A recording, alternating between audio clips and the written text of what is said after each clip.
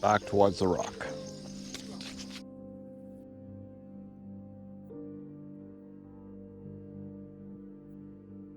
See? That's the other exit here. And there's a Bodhi tree here too. See? They could commune with nature and commune with the gods at the same time.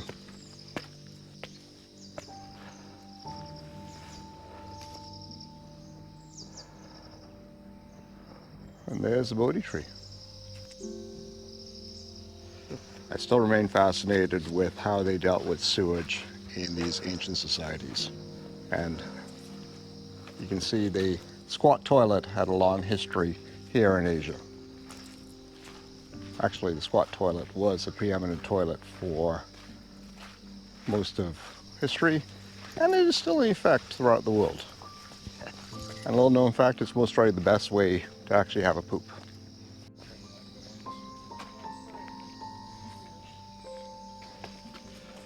A lot of steps coming up.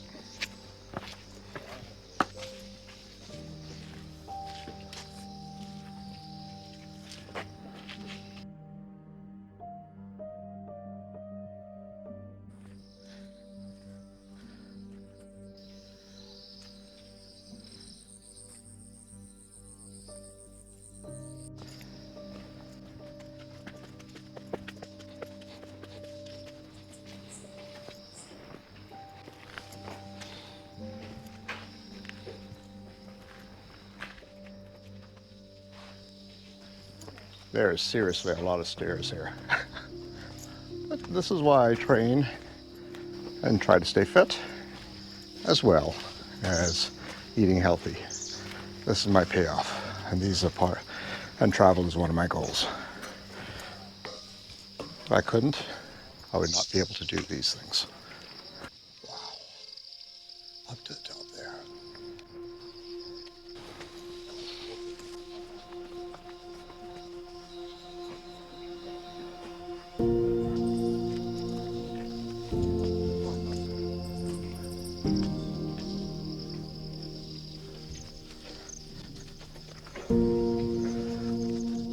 What a view.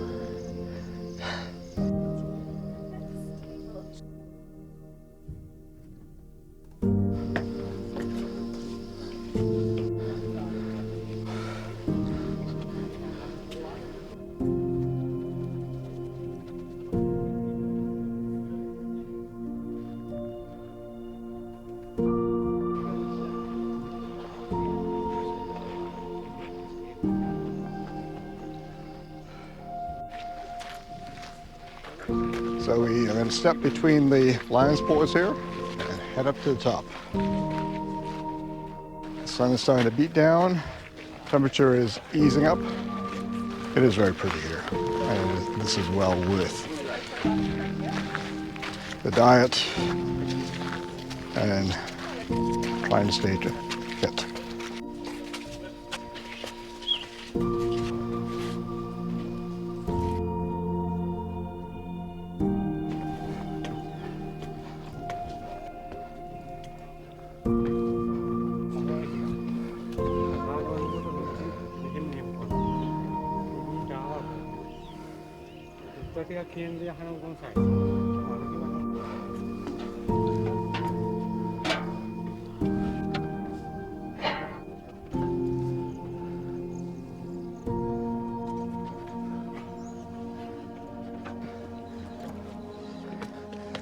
Whew. Made it. Almost a few more steps to go.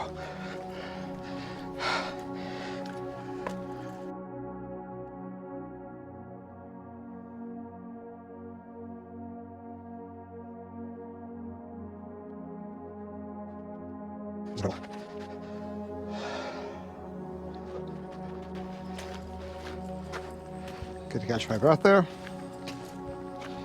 Very intense.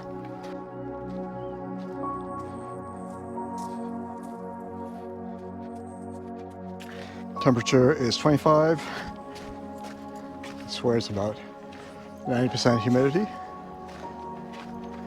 This is the very top here. quite the complex. Here we are, top of Sigiriya. What a view. One thing, I just got to utter one line of song. Save a prayer for the morning after. Yes, this was the site of Duran Duran's video, Save a Prayer. And they couldn't have picked a more beautiful location. Getting all that recording equipment up here. They had to use a helicopter back in the day. There was no drones back in 1982.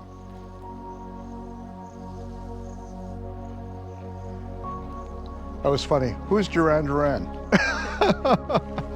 That's when you know you're aging. No, this is easily about 50 stories. How many? Oh. Yeah, no. You certainly would know if somebody was coming. Or they had some sort of system of man just in a chain, right? Or aliens. Never discount aliens.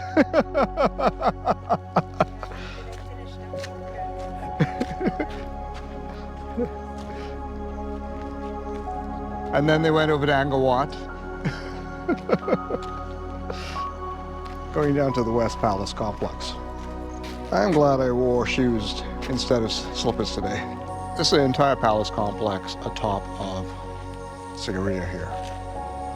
And this is incredible.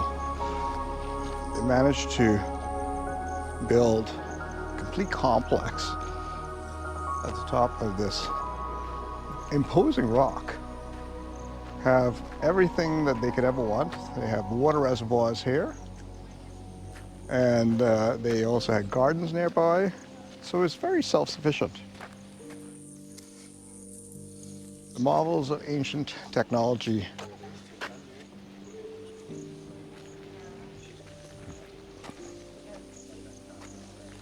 And another Bodhi tree at the top here. Heart-shaped leaves.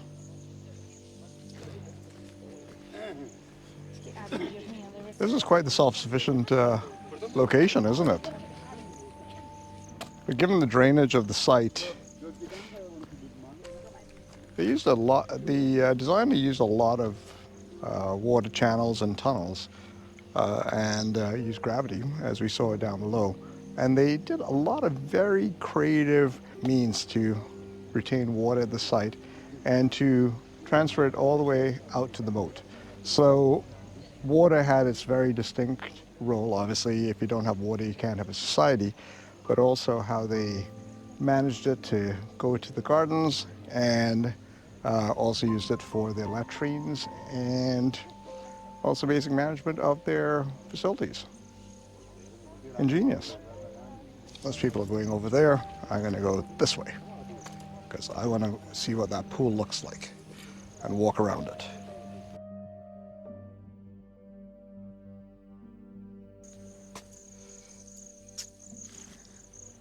Quite the kingdom he resided over.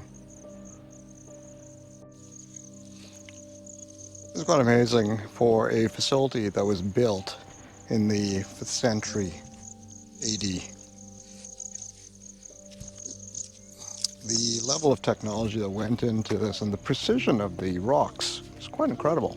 I was amused when signs like this appear and what the situation was that led to that sign. They certainly use the geography here to their advantage. As you can see, that's a natural drop in the rock, so therefore there must really be a natural pool here, and that they built a reservoir here. And this is the central bathing pool atop. You sure you want to go in there, Ash? Yeah, I know. Given the different skill levels and fitness levels of people who visit the site, as you just witnessed, they do have people who accompany various tourists who need that additional assistance should they have a bit of a small health emergency. They're very well organized here. I'll give them full credit on that. The entrance fee, though steep, compared to a lot of other sites, I think for what you see here, it is well worth it. There are a lot of tourism information offices throughout the site, and they provide you a lot of handy info, and they provide you good direction and good tips as to if there are any risks associated with you climbing the rock.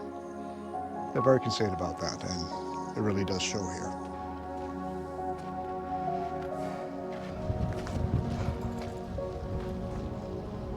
If you look down, you can see the entrance where we came in.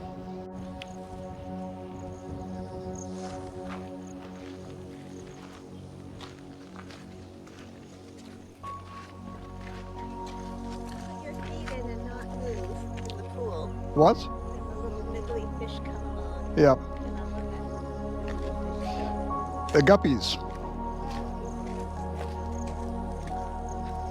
Really?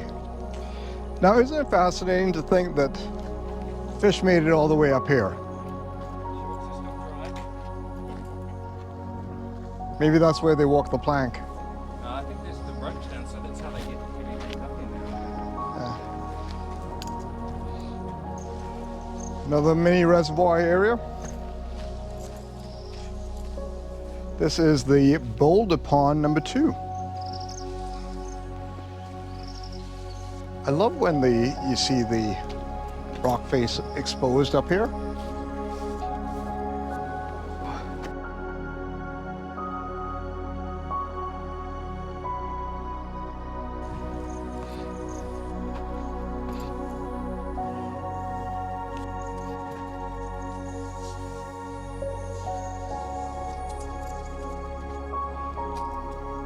It's been lovely up here, but it's now time to start heading back down.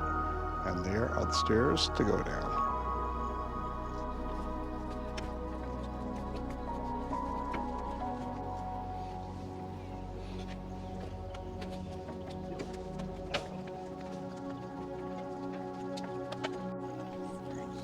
From up here, you actually get a pretty good view of those line pours. Check that out. That is quite something. And it is, these stairs are a little treacherous, but I'm glad that the infrastructure is in good shape here to allow us to get up to the top of this rock.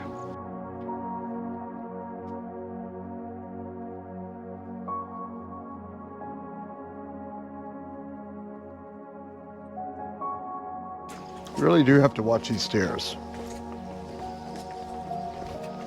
The unevenness of the height. Although, you know, Ash, if you planned it right, we could be sliding down.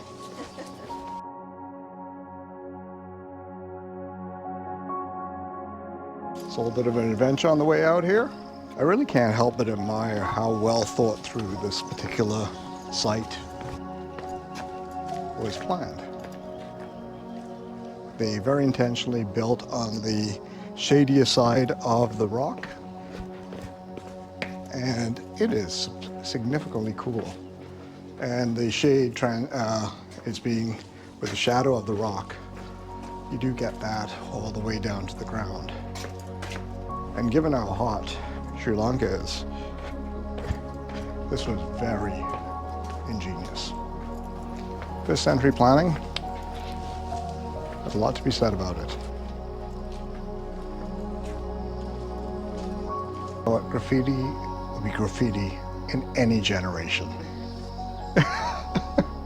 Imagine some with black poetic intensity. So this is, on the way out, you get to stop in at the cave painting, and a very interesting staircase, a little spiral staircase here. But at this point, I'm going to switch off my video to respect what this site is about. I will admit those paintings were incredible. It's incredible to see that this art has survived over 1,600 years. That's where we came from, and the paintings are right up there.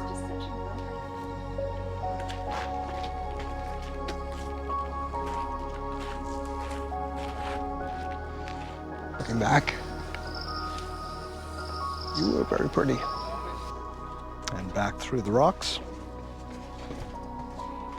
And that was another rock entrance here. There were two of these. Boulder Arch number 2.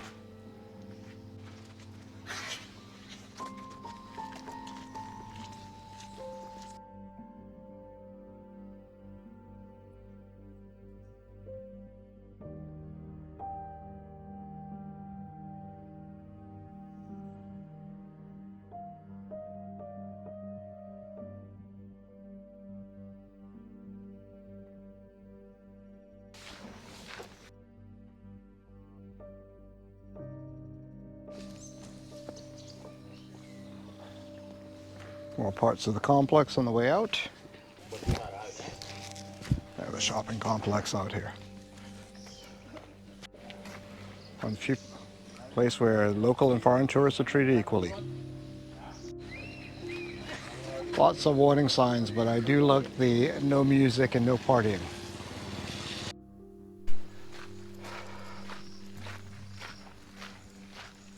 So we're trying to backtrack to the museum, and a longer route than expected. Dear traveler, this is a great place to go and visit a lot of the historic sites, and I cannot recommend it enough. Sri Lanka is rife with World Heritage Sites for a very good reason. There's a lot of ancient civilizations that existed here that did some very cool things, and it's worth visiting.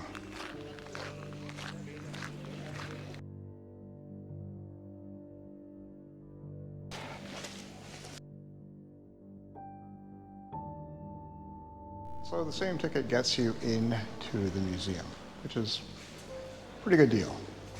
Let's check it out.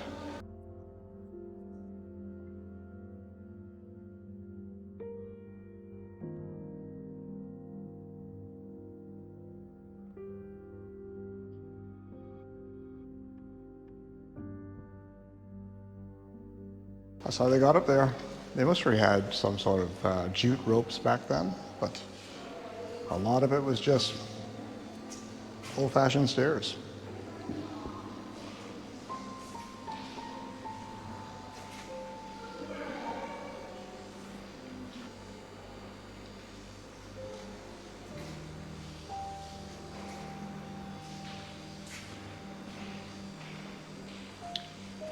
Look how exposed the frescoes were. That's to give you an indication of what these paintings look like when I turned off the camera earlier.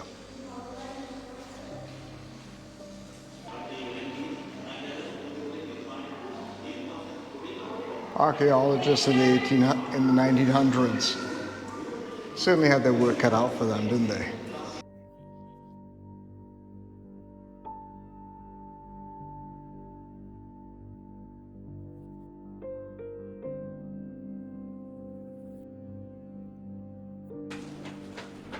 And at this point, we're in a no photo zone, so I'm going to be taking out the camera again. You see, I could put the camera back on here, and this is the fresco gallery.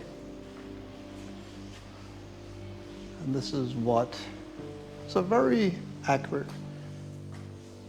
recreation of what we saw atop on the side of the rock of these frescoes. I'm quite happy that they put those there because that way we could get more time to look at it and also understand within the context of some of the graffiti what that looked like. Heading back outside the museum, I would highly recommend that you do make this part of your stop. This site has been a process of about 10,000 years of urbanization, but also that the Sri Lankans, or the ancient people that built the site, were very involved in urban design from the 3rd century BC and well into the 1300s. The other thing very intricate, the principles were shared across many kingdoms, so we saw some of them at Polonnaruwa yesterday, and this is evident in most of the temples that they emphasized up there. The other thing that the rock is actually dating back to Precambrian times, so it's over 2.5 billion years old. So that's another phenomenal fact.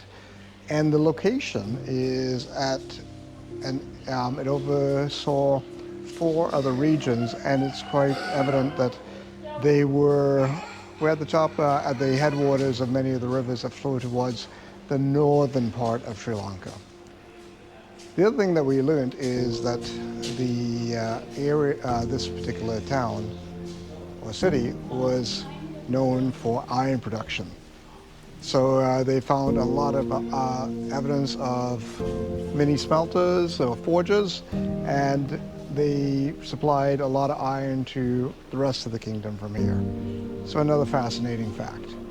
So if you come on site, please do check out the museum. It's well worth it. And we're just going to stroll on out of here. So there you have it. Sigiriya, much more than the Lions Rock. It's a complete town site with a rich history and tells a lot about how Sri Lanka came to be one of the kingdoms where there was a lot of very unique activities that has influenced other cultures around the world. If you're traveling in Sri Lanka, please make the effort, come on out here and take a look. It is well worth it. And make sure that you get your fitness up. It's quite a hike up to the top. My heart was pounding. And I hope that when you are here, that you also take the time to go and see the museum and all areas of the site. Okay, signing off here from Sigiriya, and the tour continues. In the meantime, thanks again for watching. I truly appreciate the time you spent with me. And go out there, taste the world.